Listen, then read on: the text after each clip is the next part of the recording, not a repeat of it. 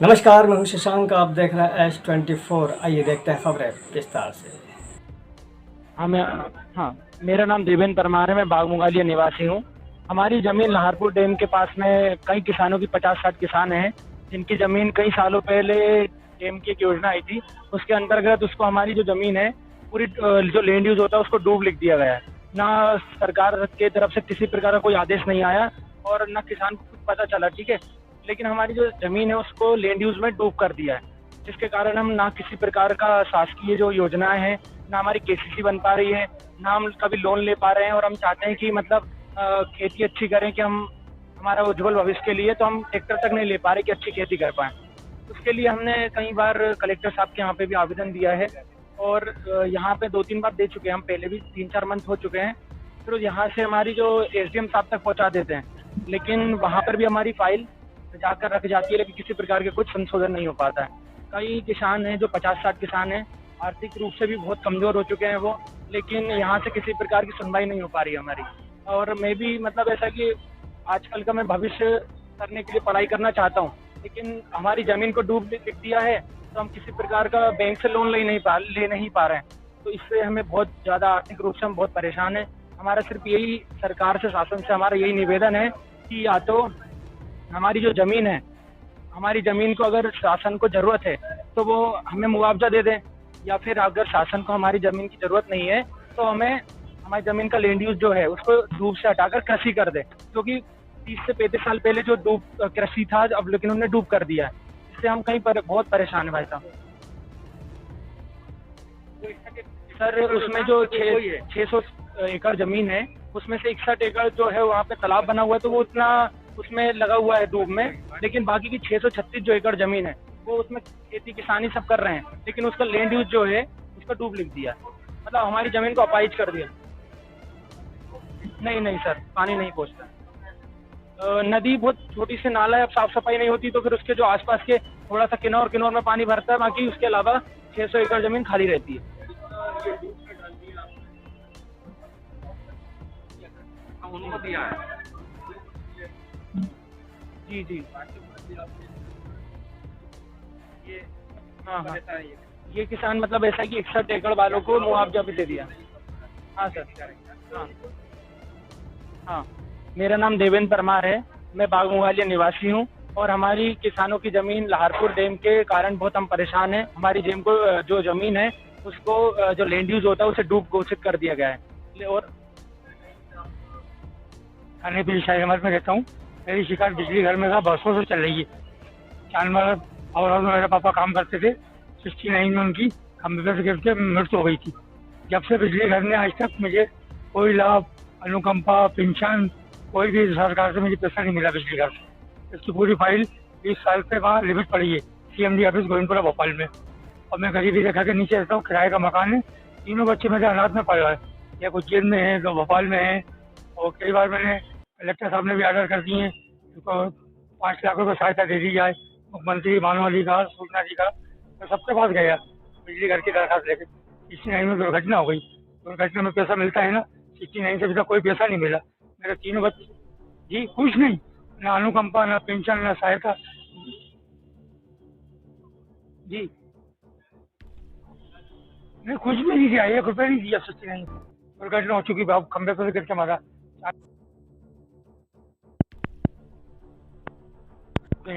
मानवाधिकार, सूचना अधिकार, इसको 5 लाख रुपए दे दी जाए। मेरे तीनों बच्चे अनाथ में, एक उज्जैन में घूमे गए स्कूल में, कलेक्टर साहब ने भेजा। और 2 बच्चे मेरे भोपाल में, ये मुख्यमंत्री साहब ने अनाथ में भेजे। और मेरी बीवी जो है गवालियर में मेंटल अस्पताल में, वो बहुत बीमार है, वो भी चल रही है। वो भी गवालियर में मेंटल अस्पताल में भर्ती है मेरी बीवी। मैं गरीबी रेखा के नीचे रहता हूँ, मजदूरी करता हूँ, ड्राइवरी। कभी कभी काम मिलता है, कभी काम नहीं मिलता। मैं आपको बता नहीं सकता था, किराया भी नहीं दे पाता 1500। मेरा नाम इसमाइल, हैदराबाद निवासी भोपाल का हूँ। मैं बहुत दुखी हूँ साहब, बिजली घर वाले कार्रवाई बिल्कुल नहीं कर रहा है। ये हम कलेक्टर सब लिख चुके मानवाधिकार। इस सब बाप दुर्घटना में मरा है, इसको पैसा तुरंत दे दिया जाए। मेरा नाम दीपक तोमर है। मैं भोपाल जिले में रहता हूँ, ग्राम मेंडोरा पंचायत में। समस्या में तो सभी पंचायत में जो भी कार्य किए जाते हैं सभी में समस्या है। मनरेगा का काम, शौचालय, पीएम आवास, रेन वाटर हार्वेस्टिंग, नाली, सड़कें, सभी में इनने भ्रष्टाचार किया है। फर्जी बिल लगाकर इनने पैसे निकाल लिए हैं। और हमने आज 3 महीने हुए समथिंग, तो हमने कंप्लेंट भी कर रखी है इन लोगों के ऊपर। हमने सीएम हेल्पलाइन भी की है, पर इन लोगों ने पता नहीं क्या क्या आवेदन लगा देते हैं, सीएम हेल्पलाइन भी बंद हो जाती है। पर 3 महीने से जांच ही चल रही है। हम लोग जवाब मांगते हैं, बोले जांच चल रही है। बताइए अब कितने, अभी सीओ साहब मुझसे बोले हैं, जनपद सीओ, कि अभी 5 महीने और लगेंगे, जांच चल रही है।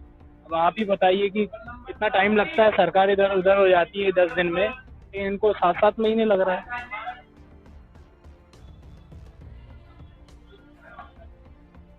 हाँ, मनरेगा का जो काम था, सड़क हुआ, नाली हुआ, शौचालय हुआ, पीएम आवास हुआ, सभी में घोटाला हुआ है।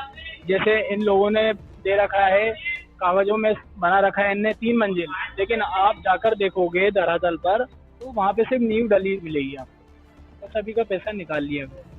इसकी सुनवाई अभी तक नहीं हो रही है, तो हम यहाँ पे जन सुनवाई में आए हैं। अब देखते हैं यहाँ से क्या होता है।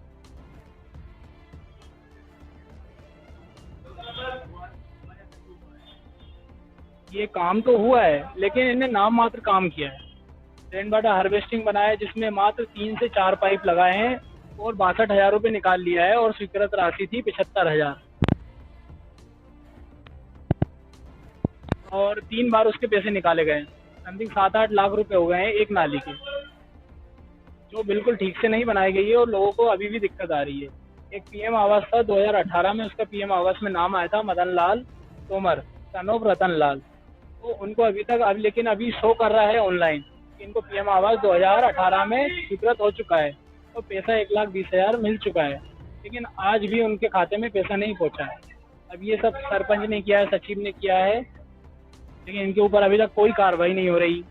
शौचालय का पैसा किराएदारों के खाते में डाला है। अब बताइए कि किराएदार कहाँ से शौचालय बनाएगा? उनको तो जो रेंट से, जो जिसने घर दिया है वो शौचालय भी प्रदान करता है ना, तो उनके खाते में पैसे डाले हैं, प्लस उनसे वापस ले लिए गए हैं।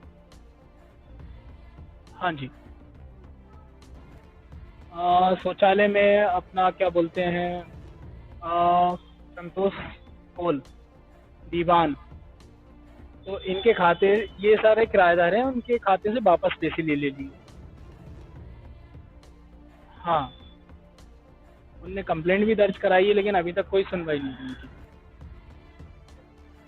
हमने क्षेत्रीय एमएलए रामेश्वर शर्मा जी, उनको किया है, कलेक्टर साहब को किया है, जिला सीओ को किया है, सीएम हेल्पलाइन भी की है, पर उससे कोई सुनवाई नहीं है। नहीं, सचिव तो पुराने थे, रघुवीर सिंह, अभी न्यू आए हैं हेमंत सिंह राजपूत, और सह सचिव हैं ब्रजमोहन शर्मा, सरपंच का नाम है शंकर लाल। साहब आपका नाम बताएं। पदम सिंह जाट। आज ये जो सड़क बनी हुई है, यहाँ से कच्चा जो सड़क दिख रही है, ये सरकार के द्वारा बनाई गई है, पहले से बनी हुई है? ये मैंने खुद मेरा निजी पैसा लगा के, तो पढ़िए चौराहे से और मेरे घर तक जो भी पैसा लगा, मैंने मेरा व्यक्तिगत लगवाया। इसका सीमांकन करवाया मैंने, मेरे खर्च से करवाया। अतिक्रमण हटवाया मैंने, मेरे खर्च से करवाया। पंचायत के द्वारा अभी तक इसमें कोई भी एक पैसा पंचायत ने नहीं लगाया। इसमें यहाँ पर एक कार्य लिखा है कि आप वो कार्य पूर्ण जो जहाँ से किया, इनने यहाँ से आगे कार्य शुरू किया, जो कि आधा अधूरा पड़ा बगैर सीमांकन। काम दिख नहीं रहा? नहीं, वो तो एक खाली फॉर्मेलिटी उनने की, और बगैर सीमांकन करवाए रोड डाल रहे। अभी तक किसानों को ये पता नहीं है रोड किसान के खेत से जा रहा है या सरकारी रास्ते से जा रहा है। नहीं, बगैर सीमांकन की ये किया, अंदाजे से काम। हाँ, अंदाजे से। कुछ पूछना भी किसानों, यदि अगर अंदाजे से काम करते हैं तो आपको क्या नुकसान होगा? नहीं, मेरे को नुकसान जो होगा कि मेरे को यही पता नहीं है कि रोड मेरे खेत में से जा रहा है कि रास्ते से जा रहा है। मेरे को ये तो रहे कि मेरा खेत छूट के जहाँ से सरकारी रास्ता है वहाँ से रोड जाए। कितने फीट का रोड बनना है यहाँ वो बना रहा है 20 फीट का रोड। 4 फीट का भी रोड, 20 फीट का रोड वो बोल रहे, और उसमें भी 8 इंच मुरम डालने का, 4 इंच गिट्टी डालने का, ओनली 1 फीट रोड हाइट उठाने का बदला है। अभी जो कंडीशन है उसमें 8 इंच मुरम डाल के 4 इंच गिट्टी डाल के बोल रहे हैं, मुरम डाल के बिलन चला देंगे, रोड कंप्लीट हो जाएगा। अब आप खुद देख लो, 4 इंच गिट्टी और 8 इंच मुरम में रोड की क्या कंडीशन होगी। ये कार्यपूर्ण दिनांक किसने लिखी है? वो तो जिनने बोर्ड बनवाया उन्होंने लिखी सरकारी। पहले उससे कलर से पेंट से पुताई कर दी, जब बाद में उसका फोटो खींचने के लिए आया तब पेंसिल से लिख के उसने और फोटो खींच के नहीं वो करा इसको। तो आपको लगता है कि इसका पैसा निकाल लिया गया है? ऐसा तो टीएस चल रहा है, उसका जितनी टीएस हो रही है उतना पैसा निकल रहा है इसका। लेकिन यहाँ काम तो कोई नहीं। टीएस जितनी हो रही है उनके टीएस के हिसाब से पैसे निकाल रहे हैं। और उसमें भी हमको जानकारी है कि मजदूर वर्ग को रोड डर रहा है। कोरोना काल में जो मजदूर घर बैठे वो यहाँ काम कर रहे हैं, पर हमको यहाँ आज तक कोई भी मजदूर नहीं देखा। जेसीबी मशीन पोपलेंट वगैरह चलती हुई दिखी है।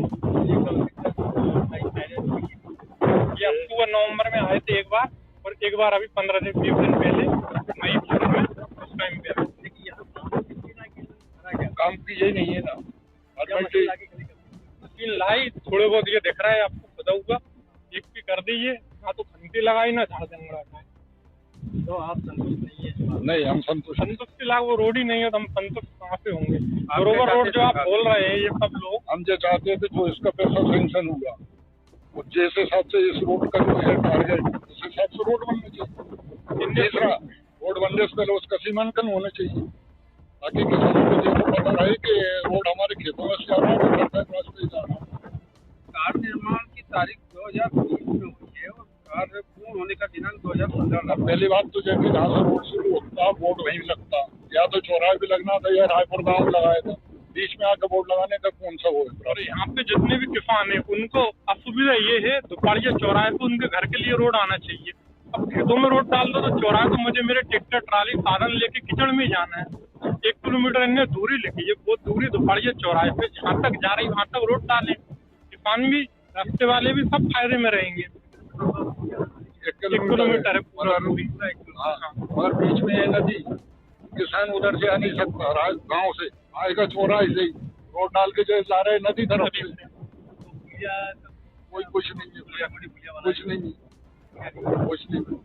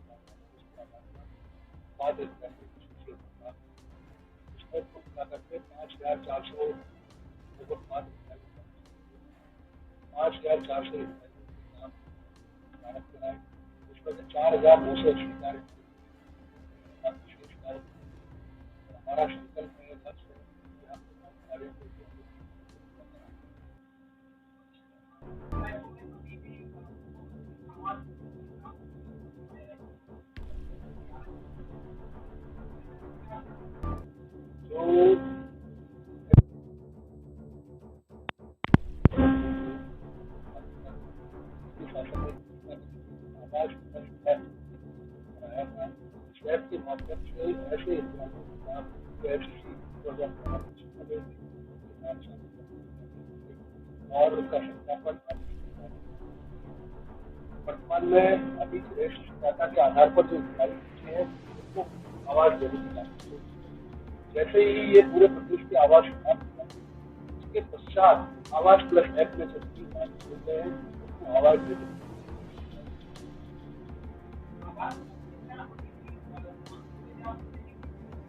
अभी वर्तमान में हो सकता है जिस समय नाम से उठाने की कार्रवाई हो तो उसका बिना वो जाए और नाम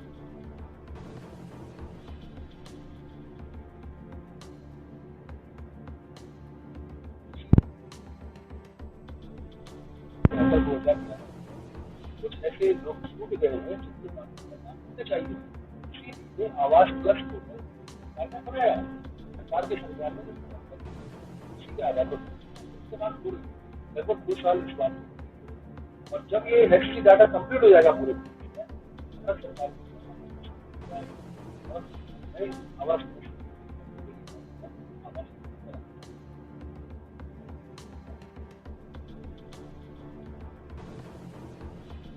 पंचायत सचिव ग्राम पंचायत के ग्राम पंचायत के स्वच्छता हो, लाइट हो, कचरे का उचित हो, ये सब कार्य करना है और सरपंच के सचिव का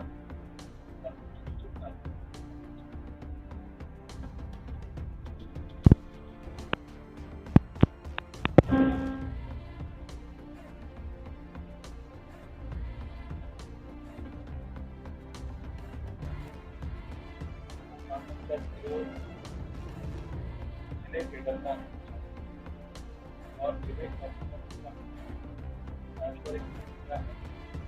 हमारा बात कर रहा है तो वो कहीं कभी जिले के अंदर चला था शुरू कर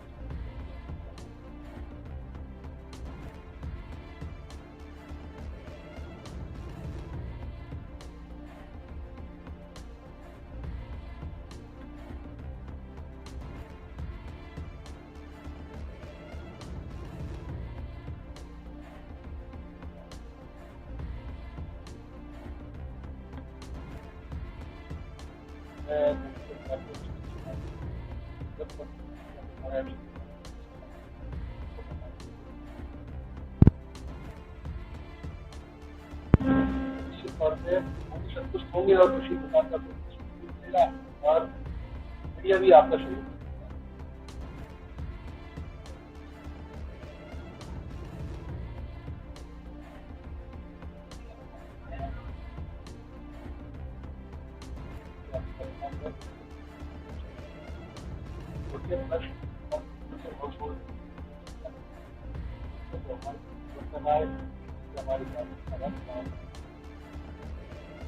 हमारे 10 गाँव है पूरा पूरा मकानिया पूरा ऐसे करके 10 गाँव होंगे हम